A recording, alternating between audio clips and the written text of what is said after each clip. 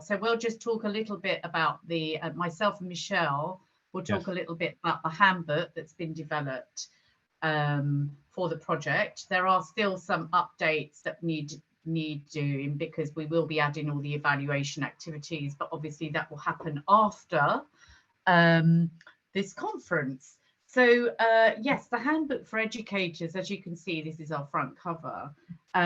We've worked very closely. This was our main work package on the project, and we've worked very closely with our colleagues over the last 2 years really, developing and updating the handbook. We've had some brilliant ideas and input from our colleagues as well, so thank you for that.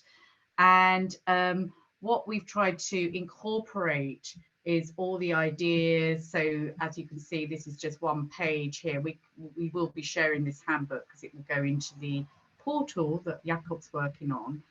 So we've got, you know, various chapters where we explain, you know, the program, the 4 fundamentals, communication methodology, best practices. So it goes through, and we have quite a lot of information that people can access in the handbook as well, and it should be pretty easy for people to navigate. We also have written a little bit about what happened for us during the pandemic as well, because over 2 years we've only actually met. The first time we ever met was back in 2019 when we all met physically. So it has been a struggle, as I'm sure it has. Everyone will be aware of this. It's been an absolute struggle trying to maintain our momentum. And, you know, there've been changes, there've been edits, addition, you know, new things happening. So we've managed to get there, though. It's amazing. We've actually managed to get there in the end, despite all the technical difficulties we've experienced. So there is a section in the handbook at the end that gives an overview of how we manage. So I think that's quite a good little tool for people to look at as well. But there's lots of links in there. So sorry, Michelle, if you want to go on to the next slide. I was going to say perhaps we can give the floor to Jakob to kind of show the platform now. So, so actually, and I'll do this very shortly. As with the handbook, it's not finished yet, but we're close to have finished the English version of it, and in a way, you get the same information here. We have all the information from the handbook. So why do this and put it into another platform? Because you could actually just download the handbook. Well, there's one reason. One is actually that the handbook is supposed to be as short as possible, so it's kind of functional out there.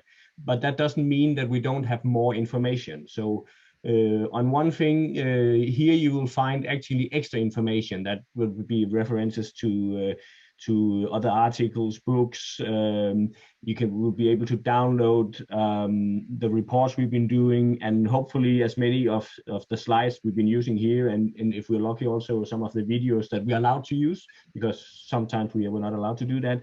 So here you will actually find extra material. I'll just scroll down to show you a relatively similar overview. So you get the information about who conducts the orchestra, you get introduction to the 4 fundamentals, and you get something about what we call the communication methodology and so on. And I shouldn't steal the words from you later on, Diane and Michelle, but just to show you.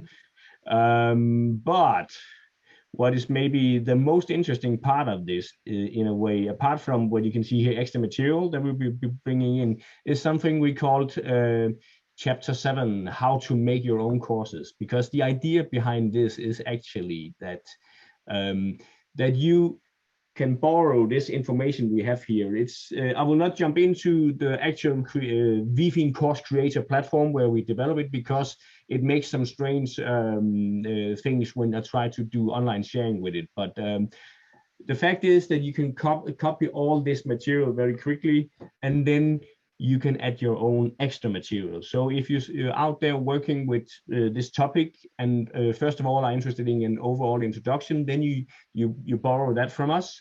But you can also put own activities in. If you are inspired by some of the things they've been doing in Spain or Turkey and so on, and you get some new ideas, you can bring in new ideas also. And I'll just see if I jump to the platform here. Let's see, did I actually go to the right place? I'm not sure I did.